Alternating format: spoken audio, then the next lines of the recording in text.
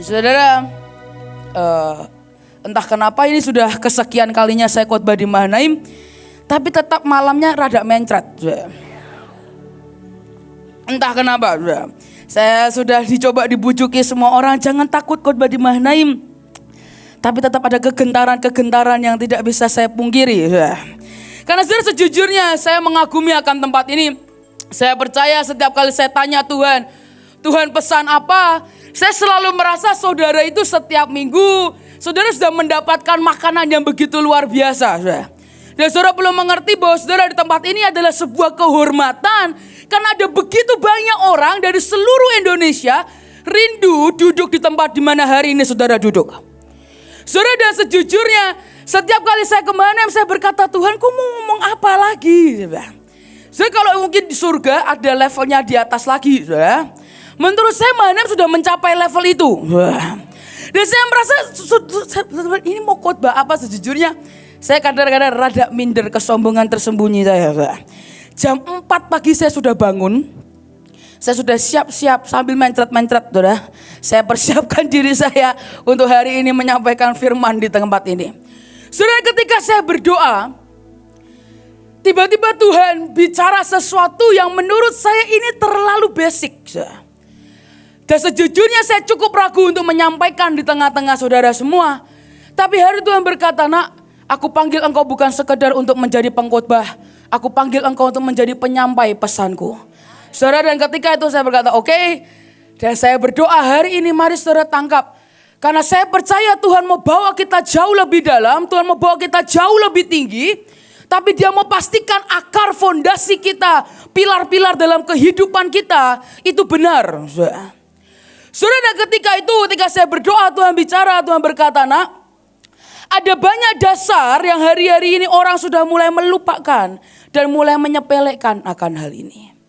Ada sebuah fondasi bagaimana seharusnya kita pegang sampai akhir. Karena ini yang saya percayai, saudara, Tuhan selalu memberi cara-cara baru. Tapi dasar akar kita, fondasi kita itu tidak boleh berubah. Sekalipun cara Tuhan baru, cara menyembahnya mungkin lebih advance, cara menarinya mungkin lebih luar biasa lagi, propertinya lebih keren-keren lagi. Tapi dasar sikap hati, respon hati itu tidak boleh berubah. Dan setinggi apapun Tuhan bawa kita, ada hal-hal yang tidak boleh berubah di tengah-tengah kita. Dan hari Tuhan bicara, nak, ada bagaimana banyak orang sekarang mulai berjalan, mulai memutuskan, mulai memaksakan kehendak manusia kita kepada Tuhan. Dan kita mulai lupa bahwa Tuhanlah yang menciptakan kita dan bukan kita yang menciptakan Tuhan.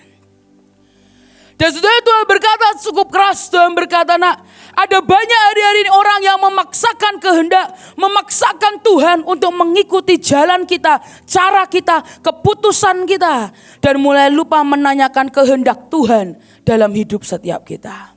Bagaimanapun juga rutinitas, kebiasaan, itu akan menghentikan kita untuk tanya kehendak Tuhan. Bagaimanapun juga kebiasaan kita yang sudah mungkin bertahun-tahun kita lakukan, itu akan menghambat dan menghentikan kita tanpa kita sadari. Bertanya, Tuhan, apa yang menjadi kehendak-Mu hari ini? Dan ketika kehendak kita gagal, kita menyalahkan Tuhan untuk itu. Kita yang memaksakan kehendak, tapi ketika itu gagal kita mulai berkata Tuhan itu jahat. Ketika kehendak kita gagal, rencana kita gagal, kita berkata Tuhan kok kamu tega. Dan kita mulai menyalahkan Tuhan. Padahal dari dulu engkau Yusa selalu berkata dari pihak Tuhan tidak pernah salah. Tapi yang salah selalu dari pihak kita. Karena seringkali kita memaksakan kehendak. Dan ketika semuanya kenyataannya gagal, kenyataan semuanya salah, barulah kita menyadari betapa konyolnya kita. Padahal manusia hanya tahu masa sekarang dan masa lalu. Tapi manusia tidak akan pernah tahu masa depan kita. Tuhan tahu masa lalu, Dia tahu our past, present and future. Dia tahu masa lalu kita, Dia tahu masa sekarang, dan Dia tahu masa depan kita. Saudara, tapi sekali lagi ada begitu banyak orang yang memaksakan kehendak, merasa yang paling pintar, merasa tahu semuanya. Dan akhir ujung-ujungnya ketika kita tidak mengizinkan Tuhan membimbing kita ujung-ujungnya kekecewaan yang akan kita dapat. Karena semua yang dimulai tanpa Tuhan, ujungnya hanya akan menjadi sia-sia. Dan malam hari itu Tuhan bicara dalam hidup saya. Tuhan berkata, nak, ada banyak orang justru tidak berjalan di belakang tabut, tetapi mereka memilih berjalan di depan tabut. Dan itu sangat berbeda. Mari buka sama-sama 1 Samuel 4 ayat yang pertama sampai ayat yang ke-10. 1 Samuel 4 ayat yang pertama sampai ayat yang ke-10. Orang Israel maju berperang melawan orang Filistin dan berkemah dekat Ebenezer. Sedang orang Filistin berkemah di Afek. Orang Filistin itu mengatur barisannya berhadapan dengan orang Israel. Ketika pertempuran menghebat, terpukullah kalah orang Israel oleh orang Filistin yang menewaskan kira-kira 4.000 orang di medan pertempuran itu. Ketika tentara itu kembali ke perkemahan, berkatalah para tua-tua Israel, mengapa Tuhan membuat kita terpukul kalah orang-orang Filistin pada hari ini? Marilah kita mengambil dari Silo tabut perjanjian Tuhan, supaya ia datang ke tengah-tengah kita dan melepaskan kita dari tangan musuh kita. Kemudian bangsa itu menyuruh orang ke Silo, lalu mereka mengangkat dari sana tabut perjanjian Tuhan semesta alam yang bersemayam di atas para kerub. Kedua anak Eli, Hafni dan Pinehas ada di sana dekat tabut perjanjian Allah itu. Segera sesudah tabut perjanjian Tuhan sampai ke perkemahan, bersoraklah seluruh orang Israel dengan nyaring, sehingga bumi bergetar. Dan orang Filistin yang mendengar bunyi sorak itu berkata, apakah bunyi sorak yang nyaring di perkemahan orang Ibrani itu? Ketika diketahui mereka bahwa tabut Tuhan telah sampai ke perkemahan itu, ketakutanlah orang Filistin, sebab kata mereka, Allah mereka telah datang ke perkemahan itu. Dan mereka berkata, celakalah kita, sebab seperti itu belum pernah terjadi dahulu. Celakalah kita, siapakah yang menolong kita dari tangan Allah yang maha dahsyat ini? Inilah juga Allah yang telah menghajar orang Mesir dengan berbagai tulah di padang gurun. Kuatkanlah hatimu dan berlakulah seperti laki-laki, hai orang Filistin, supaya kamu jangan menjadi budak orang Ibrani itu, seperti mereka dahulu menjadi budakmu. Berilakulah seperti laki-laki dan berperanglah. Lalu berperanglah orang Filistin sehingga orang Israel terpukul kalah. Mereka melarikan diri masing-masing ke kemahnya. Amatlah besar kekalahan itu. Dari pihak Israel gugur 30.000 orang pasukan berjalan kaki. Lagi pula tabut Allah dirampas dan kedua anak Eli, Hofni dan Pinehas tewas. Saudara, ini adalah sebuah kisah peperangan di mana melibatkan tabut Tuhan, tapi mereka kalah. Saudara, dan seringkali yang kita pikirkan adalah ketika ada tabut, ada hadiratnya, ada kehadirannya, maka kemenangan itu pasti akan menjadi pihak kita. Itu pasti. Saudara. Tapi yang terjadi buat orang Israel justru kalah. 30.000 orang tewas. Dan hari itu Tuhan berkata, nak, kenapa bisa terjadi? Karena mereka memaksakan tabut yang mengikuti mereka. Dan bukan kita yang mengikuti tabut. Dan ketika kita seret tabut di belakang kita, tanpa kita sadari, kita mulai memerintah-merintah Tuhan dan memaksakan kehendak kita daripada kehendak Tuhan. Saudara, ketika kita memilih berjalan di depan tabut dan bukan di belakang tabut, disitulah kekalahan yang akan datang. Dan hari itu yang terjadi, tabut dirampas, orang Israel tidak bisa apa-apa. Dan Tuhan menunjukkan kuasanya lebih dahsyat lagi, saudara. Tuhan obrak-abirkan semua berhala, dihancurkan, dilempar ke depan kemah. Dia hancurkan semua, diobrak-abirkan, semua raja-raja dikasih tulah. Saudara. Semua raja orang Filistin dikasih tulah. Tuhan begitu dahsyat, orang Filistin nyerah. Ditaruhkan di atas lembu, 2 anak lembu, 2 ibu lembu. Dan yang lagi sedang menyusui, anaknya disimpan. Saudara. Dan orang Filistin berkata, mari kita lihat kemana lembu ini pergi. Kalau lembu ini mengarah ke Israel, maka tabut itu harus kembali ke Israel. Tapi kalau tabut itu tidak kembali ke Israel, artinya semua hanya kebetulan. Dan ketika dilihatnya, lembu kafir, istilahnya, bukan lembu orang Israel, lembu orang Filistin, lembu kafir. Berjalan kemana? Menuju kembali ke Israel. Dan raja-raja orang Filistin di mana? Di belakang tabut. Mereka tidak lagi berjalan di depan, tapi justru raja-raja orang Filistin, mereka berjalan di belakang tabut. Saudara, jangan sampai lembu orang kafir itu lebih nurut daripada kita. Tapi ayo kita menjadi lembu. Kayaknya jarang deh orang yang ngasih nama Bevis. Jarang banget. Sampai sekarang saya belum pernah menemukan Bevis kedua selain Bevis yang ada di Windu. Padahal menurut saya itu namanya bagus. Apakah mungkin nanti nama Joshua menjadi Bevis? Gak tahu. Tapi saudara, ketika kita menjadi lembu, jangan sampai kita kalah dengan lembu orang kafir. Lembu kafir aja ngikuti Tuhan kok. Kenapa kita tidak? Hanya karena kebiasaan kita. Hanya karena kita merasa kita sudah biasa, kita rutinitas. Jalan ini berhasil kok, cara ini berhasil kok. Dan kita lupa mengikuti tabut. Kita lupa mengikuti pribadinya di tengah-tengah kita. Sudah sedangkan ketika kita mengikuti keinginan dan kehendak Tuhan. Tanpa kita sadari kita sedang menyenangkan hatinya. Dan ketika kita menyenangkan hatinya. Disitulah kuasa Tuhan akan terjadi di tengah-tengah kita. Tapi sekali lagi ada begitu banyak orang memilih untuk berjalan di depan tabut. Mereka tidak mau seirama sederap. Tapi justru mereka seret tabut itu. Mereka justru seret bawa tabut itu. Dan memaksakan Tuhan, aku besok mau pakai lagu ini. Urapi aku ya Tuhan. Aku mau khotbah ini, urapi aku ya Tuhan. Dan kita tanpa sadari kita menyeret tabut itu di belakang kita. Saudara, saya mengerti, saudara semua di tempat ini adalah orang-orang yang selalu menanyakan kehendak Tuhan. Tapi saya juga enggak tahu kenapa pesan ini muncul. Tapi saya berharap ini menjadi pengingat kita kembali. Bahwa bahkan ketika kita maju berperang sekalipun, jangan biarkan kita yang menyeret tabut dan memaksakan kehendak Tuhan. Tapi berkata Tuhan, kemanapun engkau pergi, aku akan ikut. Apapun yang kau perintahkan, akan aku lakukan. Dan ketika kita lakukan itu, tanpa sadari kita sedang membangun sebuah relationship antara kita dengan Tuhan. Saudara, suatu hari saya pergi beberapa pelayanan, saya mutar ke beberapa tempat. Saudara, dan tidak semuanya adalah orang-orang Bahtera. Yang tahu kalau saya tidak suka pisang. Kebanyakan mereka tidak mengerti. Yang mereka tahu saya suka puasa. Yang mereka tahu saya makan apa aja. Karena badan saya ndut. Dipikir orang ndut terus makan apa aja. Enggak. Ya. Saudara, ketika itu saya datang pelayanan. Ibu ini gak tanya, gak apa, dia kupaskan pisang buat saya. Dan dia sodorkan di hadapannya. Puji Tuhannya hari itu tidak ada Ibu Ripkah yang bisa menolong saya untuk memakankan pisang itu. Hanya ada saya dengan satu anak. Dan saya diberi pisang itu, saya cuma diam, saya terima. Saya dengan kesopan santun saya terima kasih. Ditungguin.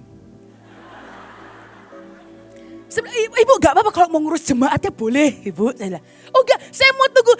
Karena ini pisangnya ini luar biasa. Saya kepingin tahu reaksi dan respon nada sah gimana. Saya sudah diam.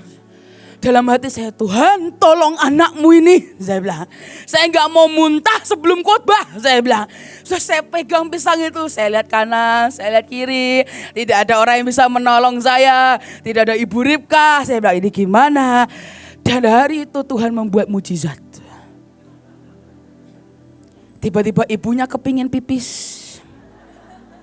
Saya ke toilet dulu. Silahkan ibu ke toilet. Ibunya ke toilet. Saya kasih ke anak saya. Makan dengan cepat. Makan dengan cepat.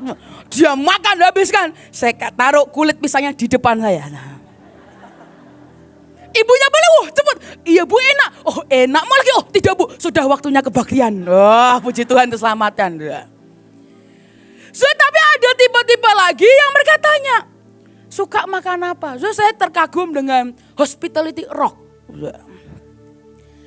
Kemarin saya masuk ke hotel, biasanya snack yang dikasih saya kurang doyan. Karena saya tipe nggak nyemil, saya tipe nggak suka nyemilnya nggak tipe. Saya kalau milih makan berat tuh sekalian, jangan nanggung-nanggung. Yang berat-berat sekalian. Jadi saya nggak suka yang snack gitu, saya kurang suka. Minuman saya milih. Saya nggak bisa minuman soda. Saya cuma bisa minum air putih atau teh pucuk. Cuman itu doang. Teh pun kadang gak mau. Cuman mau air putih. Dari surga. Dan saya cuma minum Moses. Brand mana apa? Yekwa. Ya, apa? Yekwa juga boleh deh. Yekwa atau Moses. Dari surga pokoknya air putihnya tuh dari surga. Moses itu 24 jam akhirnya dikasih penyembahan. Oh jadi kudus dan murni. Saudara minum akan membelah setiap lautan dalam hidupmu. Beli Moses dan Yekwa. Promosi saya. Biar dua ya saya. Jadi saya biasa jarang. Saya datang saya bilang dengan ini. Makanan snacknya yang biasa saya suka. Minumnya meskipun teh pucuknya cuma satu, dapat satu ruangan dapat satu. Gak apa-apa satu. Dapat aquanya 2, meskipun aqua padahal maunya Moses. Dapat aqua, it's okay. Dapat 2, tumben, saya bilang. Saya tanya dia, oh iya memang ditanyain sih, sukanya makanan apa, minumannya apa. Kayaknya di situ diam-diam diperhatiin dari jauh. Saya tersentuh, terharu, terhura. Karena bagi saya jarang loh saudara yang begitu. Kebanyakan orang bahkan tidak tanya langsung nyuguhin kayak pisang itu tadi. Saya harap ibu ini mendengar khotbah saya dengan segala hormatnya. Bukannya saya menolak kalau digoreng sedikit saya bisa. Tapi kalau benar-benar yang mentah, yang belenyek itu saya. Kalau papi bawang, saya pisang. Saya pernah lagi ketemu dengan saya diajak pergi makan. Saya itu bisa bawang kalau dibakar. Kalau bawang putih mentah, saya itu muntah sama kayak papi muntah ya. Dan ketika saya makan restoran dipesannya, Mbak, bawangnya ditambahin ya. Saya diem. Mau nolak kan sungkan ya saudara, mau dibayari makanya. Saya diem aja. Dan datang itu saudara, 1 mangkok penuh. Itu bawang putih mentah, bam di atas. Saya lihat dan tanpa sungkan orang ini sendokkan taruh di piring saya. Gunung bawang. Saya minta Mbak boleh minta air putih yang banyak. Saya coba maka saya mau muntah. Sekali lagi untung saya bawa Heidi di tengah-tengah saya. Dan kok ya puji Tuhan tantenya pergi ke toilet lagi. Puji Tuhan tante-tante Indonesia suka ke toilet kan saudara. Semua dia pergi ke toilet. Saya kasih ke Heidi. Saya bilang makannya cepat. Saya bilang makan dia telan. Tantenya balik habis. Tambah enggak lagi diet tante. Sudah sejujurnya kadang kita kayak begitu dengan Tuhan. Kita gak tanya Tuhan engkau maunya apa. Tapi kita terus kasih, kita paksakan kehendak. Dan apakah itu menyenangkan hati Tuhan? Saya rasa enggak. Soalnya saya pernah lagi mendengar waktu itu papi pernah cerita lah di rumah. Ini cerita private. Tapi kan beliau sudah di surga ya. Jadi gak apa-apa dibuka dikit. Papi itu kan suka soto. Ya betul, beliau tuh suka pecinta soto, yes. Setiap Sabtu pagi pasti pergi soto sama saya. Gak mungkin gak pernah bolong, pasti. Tapi ada orang pikir, oh Pak Agung itu suka soto. Jadi tiap hari dikirimnya soto. Loh orang suka soto kan belum tentu 3 kali sehari makannya soto. Itu dikasih tiap hari, saya bilang, aduh Pi, ini gua makan soto dari berbagai macam. Nek, saya bilang, saya yang nemenin papi aja nek. Sudah sering kali kita ngelakuinnya sama, oh, Pak Agung suka soto ya. Kirim terus soto terus. Rally tiap hari pindah gereja soto terus. Saudara kan gak begitu juga. Ya kan, kalau saudara hari suka makanan, saudara bayangin, saya Indomie aja pernah nek. Orang bilang, oh gak mungkin dong Indomie nek. Nek saya pengen muntah. Tiap hari saya makan dikasih makan Indomie terus. Makanya jangan salahin badan saya kalau begini. Salahin mbak saya dulu gak ada makanan saya dikasihnya Indomie. Jadi kalau mama saya marah saya bilang salahin mbakmu. Yang kamu sewa itu ngasih makan saya Indomie mulu di toilet lagi. Supaya pemami saya gak tahu. Tiba-tiba anaknya mekar baru kaget. Saya ini dulu kurus percayalah. Kapan-kapan saya posting kurus. Kurusnya selala waktu kecil. Gak ya segini. Kurus, belum melahirkan kurus, belum hamil kurus. Tiba-tiba mekar bingung, saya dikasih makan Indomie itu saya muak. Sudah kadang kita seperti, oh Tuhan kayaknya sukanya lagu ini nih. Ya udah, tiap hari nyanyi ini terus. Saudara mending kalau Bevis tuh pernah diprotes sama Joshua. Bev kamu tuh nyanyi Yesus seperti rusa terus. Kapan seperti singa dan raja walinya kok seperti rusa terus. Dikomplain sama Joshua, saya di situ diam aja. Dia bilang, Jos kamu gak boleh kayak gitu ya. Itu tuh lagu perjanjian antara aku dengan Tuhan. Kalau begitu mau apa? Ya. Tapi agama Bevis selalu Yesus enggak. Bayangin di Manado, di Ambon dia bisa nyanyi Cast Me Not. Bevis nyanyi lagu bahasa Inggris, saya kagum. Saya sampai berlutut, wah Tuhan. Engkau membuat mujizat di tengah-tengah kami. Bevis bisa ganti lagu kok saudara. Kenapa kita tidak bisa ganti yang terbaik buat Tuhan? So, jangan kasih terus-terusan yang lama. Dan Tuhan pernah ajari saya juga. Saya suka puasa, saya suka puasa Esther. Dan setiap kali ada apa-apa saya dikit-dikit puasa Esther, dikit-dikit puasa Esther. Lama-lama Tuhan begini, puasa Esther terus. Gak tanya aku puasa apa, puasa Esther terus. Itu yang enak kamu atau aku. Saya dimarahin Tuhan.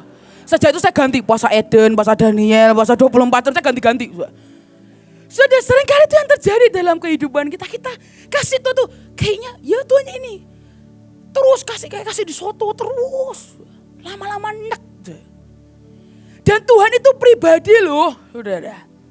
Dia bukan sekedar apa barang atau dia itu pribadi. Dan bukankah kita diajar dari pendahulu-pendahulu kita bahwa kita boleh melakukan semuanya. Tapi jadikan dia menjadi dasar dari segala sesuatu. Kita lakukan semuanya. Bukankah motivasi hati kita adalah menyenangkan hati Tuhan. Dan saya berdoa jangan biarkan itu hilang. Jangan biarkan itu pergi dari hidup kita. Jangan biarkan itu lepas dari fondasi setiap kita. Hanya karena kebiasaan kita, rutinitas kita. Membuat kita lupa bertanya Tuhan apa kehendak-Mu dalam hidupku. Apa yang Engkau mau hari ini Tuhan. Apa yang Engkau mau, lagu apa Tuhan? Khotbah apa, pesan apa Tuhan yang Engkau mau sampaikan? Karena detik kita menyenangkan hati Tuhan, kuasanya yang akan bekerja di tengah-tengah kita. Sesuatu tidak perlu sulit-sulit ketika kau cukup menyenangkan hatinya. Dia yang akan membuka jalan buat hidup setiap kita. Berbeda dengan hari itu bangsa Israel yang menyeret tabut di belakang. Telat. Hari itu Yosua akan membelah sungai, melewati sungai. Yang maju duluan siapa? Tabut.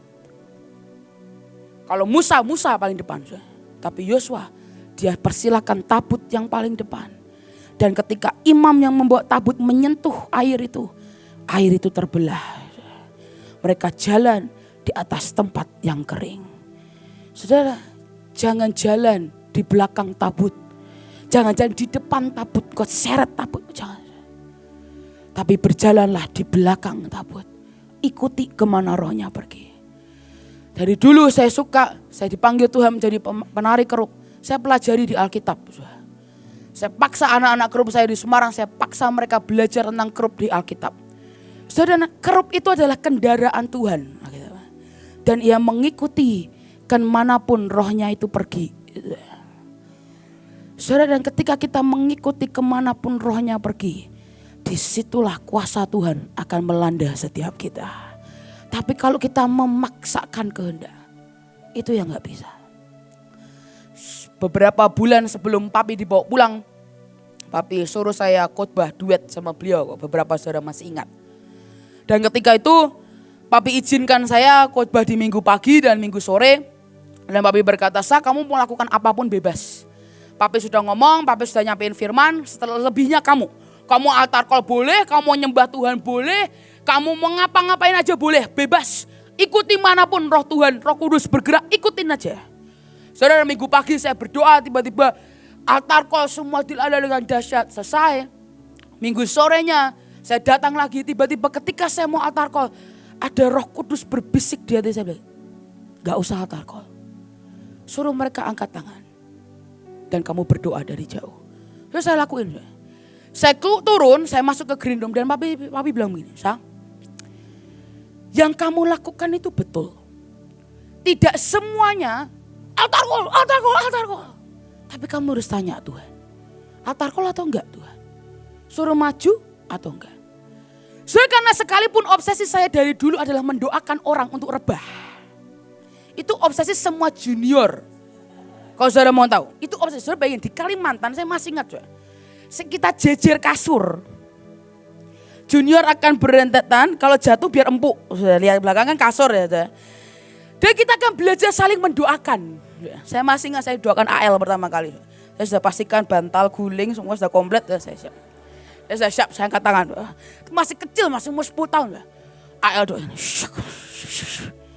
Pengen jatuh enggak? Enggak, El. Oke, coba aku goyang dikit ya. Oke. Ada rasa kepingin melayang-melayang enggak? Enggak ada. Kepingin, iya berdiri aja enggak ada apa-apa tuh, El. Oke, gantian. Saya yang bagian. Saya doain AL. Saya mulai doain. El, kerasa sesuatu enggak? Enggak. Kepingin apa? Enggak sama sekali. Saya gantian ke sebelahnya. Bev, kerasa enggak? Enggak. Ada hadirat yang menggelitik? Enggak ada sama sekali. Saya bilang, oke, gagal. Saya bilang. Sudah saya tuh terlalu karena saya lihat kok siapapun hamba-hamba Tuhan kok antar kok dia bam. Saya bilang, Tuhan, apakah dengan tangan yang sama saya bisa merebahkan? Itu obsesi saya. Dan hari itu saya lihat penglihatan yang mengerikan. Bukan penglihatan rohani, jasmani. Saya duduk di pojok. Saya lihat itu ada Ayut lagi didoakan. Dan tiba-tiba saya ada satu orang mendoakan. Orangnya gak rebah-rebah. Saya lihatin. Kok gak rebah-rebah ya? Tiba-tiba orang yang begini bergeser. Mau ngeluarin jurus cakra apa nih kok nyampe gitu. Orangnya di sana. Sebelum kok kakinya kok di belakang.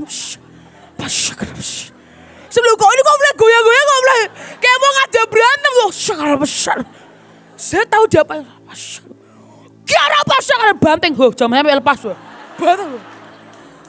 Titip ya. Sampai modar gitu. Orangnya sampai ke situ. Kalau rebah dalam hadirat Tuhan. Itu gak sakit. Tapi kok saudara itu rebah karena ada smackdown. Orangnya jadi sampai. So, saya shock.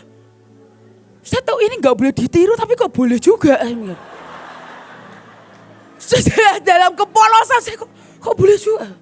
Saya lihat satu lagi ibu-ibu. Dua jatuh. Perutnya diinjek. Bam. Pakai high heels. Kayak nginjek. Orangnya ternyata. Ini lagi pelepasan ini. Pelepasan. Saya kaget, saya datangi orangnya. Mas, enggak apa-apa mas. Saya bilang. Sakit mbak. Dia bilang sakit. Dia bilang. Ini kesakitan. Bukan pelepasan. Saya bilang. Dilepas kakinya. Oh enggak, ini lagi pelepasan. Biasa. Lepas. Saya bilang. Bukan. So, saya terpaksa saya dorong sedikit tantanya. Saya bawa dia minggir ke pinggir. Dibuka perutnya sudah hampir mau berdarah. High heel sudah tipis itu. Sudah. Puji Tuhan saya gak pernah pakai high heels. Dan tidak pernah berencana mau nginjek perut orang. Dan dia itu meniru. Dari hamba Tuhan, memang hamba Tuhan yang nginjek. Tapi gak yang sampai semangat gitu loh. Cuma diinjek gini loh. Rada cantik gini loh. Dan orangnya memang pelepasan. Tapi ini yang niru pakai high heel. Dukit. Saya lihat itu saya tahu itu tidak boleh ditiru. Tapi kok boleh juga. Saya coba. Bodohnya saya coba sekali lagi. Jangan ditiru. Ini contoh yang tidak baik. Tapi saya meniru. Saya masih ingat di Australia. Papi bawa saya ke Australia. Hari itu papi cuma mau saya dan Ciripkah dan papi bertiga. Karena papi bilang kamu harus lihat cara papi pelayanan kalau di luar negeri. Saudara itu gereja-gereja Indonesia di Australia. Saya lupa persisnya di mana. Dan papi mulai altar call. Papi mulai altar call. Dan hari itu ada ibu-ibu yang datang, saudara, dan nangis-nangis di jamah Tuhan. Papi doakan yang ini. Wah. Kesempatan saya lihat tangan saya dalam namanya terurapi. Saya doain, syakarapa. Kok enggak bergeming? Saya mulai dorong-dorong dikit, syakarapa. Kok enggak bergeming? Saya mulai jujur, saya geser. Syakar. Pelan-pelan loh, jangan cepet-cepet. Kaki saya. Saya belum mikir waktu itu. Kalau saya banting ke sini terlalu kelihatan kayak smackdown. Saudara namanya orang tua ya saudara ya. Hadapannya sama saya kan saudara lama-lama tambah kaki saya di belakang satu. Rebah dong. Jatuh. Bam. Saya pikir yes. tangan saya diurapi Tuhan. Saya lihat ke papi, perasaan bangga. Tiba-tiba tantenya berdiri. Kamu ngapain saya barusan? Ampun tante, ampun. Saya bilang, ampun tante, jangan marah-marah tante di sini. Ampun tante, dilihat orang tante, ampun. Kamu dorong saya. Iya ampun tante, gak lagi tante, ampun. Saya minta maaf. Wah, sejak itu saya langsung selesai, saya duduk. Selesai kebaknya saya langsung kabur keluar duluan. Saya malu tuh, orangnya marah. Saya bilang, ampun tante, ampun. Gak lagi tante, gak lagi, ampun. Tadi cuma mau nyoba tante, ampun. Itu obsesi saya, bayangin dari kecil. Obsesi saya. Dan percayalah, sebelum papi dibawa pulang Tuhan, saya belum pernah berhasil mendoakan orang. Yang ada saya dimarahin ataupun tidak terjadi apa-apa. Dan tiba-tiba acara di ICE. Glorious Time. Berapa puluh ribu orang datang. Dan mamiin, sah, maju ke depan. Altar call. Saya tuh keringet dingin. Saya bilang, Tuhan, anakmu ini belum pernah berhasil khotbah. Belum pernah berhasil doain orang. Saya pernah dengan Bevis berdua 1 jam altar call, gak ada yang mau maju. Kita sudah keluarkan jurus sampai ngancem. Kamu akan menyesal kalau kamu tidak maju sekarang. Ini mungkin kesempatan terakhirmu untuk bertobat. Kamu yang di belakang jangan malu-malu. Surga menunggu engkau. Sampai diancem, bayangin. 1 jam gak ada yang maju. Bevis sudah diam. Pulang ibu pendetanya. Tadi sebenarnya saya kepingin maju kok. Tapi kayak ada yang menahan. Saya bilang, udah bu gak apa-apa, gak usah dihibur. Saya bilang, 1 jam kalau masih tertahan itu kan berarti memang gak ada yang mau maju. Saya bilang, bayangin itu background saya. Dengan semua kebiasaan keinginan saya. Dan hari itu saya dikasih mic, saya bilang ke Tuhan sebelum saya maju. Saya orangnya diem, tapi saya ngomong, dan saya bilang, Tuhan, kalau engkau memang mau permalukan anakmu ini depan puluhan ribuan orang, oke. Saya bilang, oke, saya terima apa adanya, saya akan tetap mencintai engkau. Sekalipun bumi bergoyang, sekalipun orang menghina saya akan mencintai engkau. Saya jalan. Saya di depan, AL habis penyembahan luar biasa, wah dahsyat, semua orang angkat tangan. AL habis giveaway kan, sudah bagi-bagi hadiah. Saya gak bawa apa-apa. Saya cuma datang ke Tuhan, saya cuma begini, gak bawa handphone, gak bawa iPad, gak bawa apa-apa, cuma pakai mic dan diri saya. Saya jalan ke depan, saya juga sampai sekarang saya lupa saya ngomong apa. Tapi yang saya tahu, Roh Kudus yang bimbing saya. Mau maju ke depan, tiba-tiba ribuan, bam, saya kaget. Tambah mulus, saya bilang, Tuhan ini gimana? Kalau saya doain gak ada yang jatuh. Ini gimana saya bisa bilang, oh kemuliaan Tuhan belum tentu orangnya rebah. Saya bisa alasan. Tapi dia di depan ribuan orang. Dan saya ada Ibu Iin di sebelah saya. Tekanan batin saya tambah tinggi. Para hati nunggu di pinggir. Saya diam. Saya sudah lihat ke kanan ke kiri, tidak ada yang bisa membantu saya. Saya cari Joshua juga tidak ada. Bevis dan AL sudah ke green room. Saya sudah bingung sendirian. Dan tiba-tiba saya lihat ada 2 perempuan berdiri di depan, dan ini ketangkep BMN. Sampai sekarang videonya masih saya simpan. 2 perempuan di depan. Dia bilang, doain yang itu. Saya doain yang kiri. Syak. Yang apa? Yang kanan. Ketangkep video, sudah bayangin. Saya udah syak kanan apa? Bam, yang jatuh yang kanan.